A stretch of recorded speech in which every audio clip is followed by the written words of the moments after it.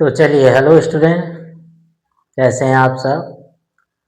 आशा करता हूँ अच्छे होंगे, स्वस्थ होंगे और आपकी शब्द चिन्ह की प्रैक्टिस बहुत अच्छी चल रही होगी। तो अभी तक हमने अपने सारे शब्द चिन्ह को किया जो शुरुआत में हमें शब्द चिन्ह मिले, है ना। तो ये शब्द चिन्ह जो हमने किया है, उन सारे शब्द चिन्हों में जो डिक्टेशन है उसको मैं अभी आपको देता हूँ, ताकि शब्द चिन्ह ये जो है इनकी प्रैक्टिस करने के बाद आप उसका इस्तेमाल अपने डिक्टेशन में कर सकें और आप स्टेनो लिखना सीख सकें अच्छी तरह से, और शब्द चिन्ह का प्रयोग किस प्रकार किया जाता है ये भी आप जान सकें। तो चलिए ठीक है, मैं शुरू से अभी तक जो भी डिक्टेशन है उसको दे रहा हूँ ताकि आप अच्छे से प्रैक्टिस कर सकें। ठीक है, तो चलिए शुरू करते हैं। स्टार्ट। मेरी टीम जीत गई। पेड़ के मूल में पानी दो। मूसा भाग गया। वह अफीम खाकर मर गया। सेठ जी ने मीठे मीठे आम खाए। पैरा। एक आदमी पेड़ पर है। भोला का बाप कानपुर जाता है। राम को दो बोझा करवी काट कर दे दो। लड़का रोते रोते छेदी के घर पर चला गया। लालची आदमी सदा मारा जाता है। पैरा। क्या वह बाजार गया है? हाँ, वह गया है। अभी तो उसे कुछ ही देर हुई है। हाँ, उसने कौन काम किया जो उसे सजा हुई। तुम कौन हो? तुम्हारा क्या नाम है? तुमने यह कोट कब पाया? वे कमजोर थे, हार गए। तुमको उनकी मदद करनी थी। उन लोगों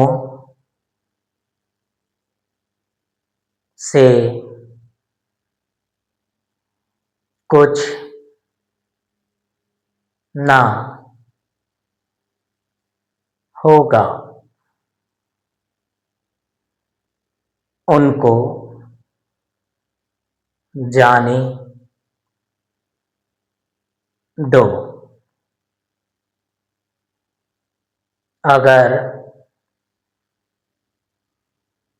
कुछ हुआ होता तो उनने जरूर कहा होता। पैरा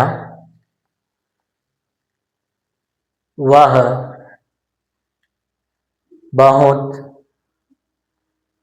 बड़ा आदमी हो गया है। अब बात बात में बिगड़ जाता है। अतः सिद्ध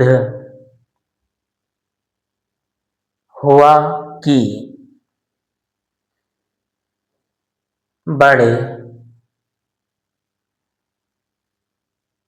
आदमी के हाथ में ताकत है, पर दीनानाथ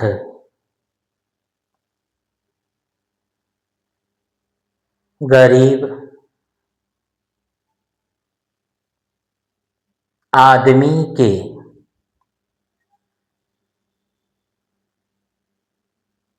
सहायक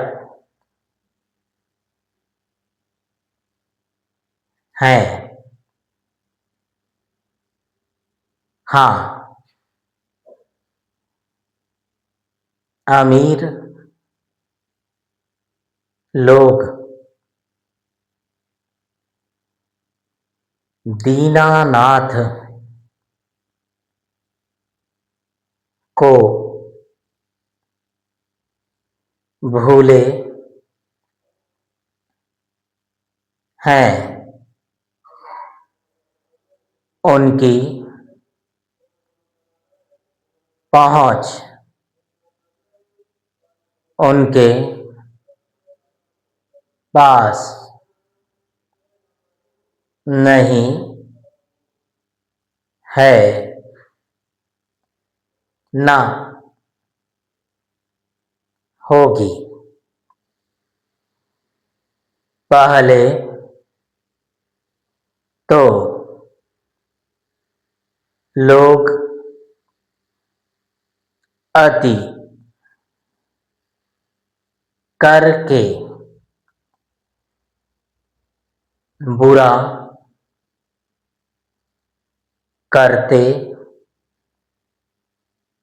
हैं, बाद में भांति भांति और तौर तौर की बातें इत्यादि बनाकर अत्यंत मूर्ख बनते हैं।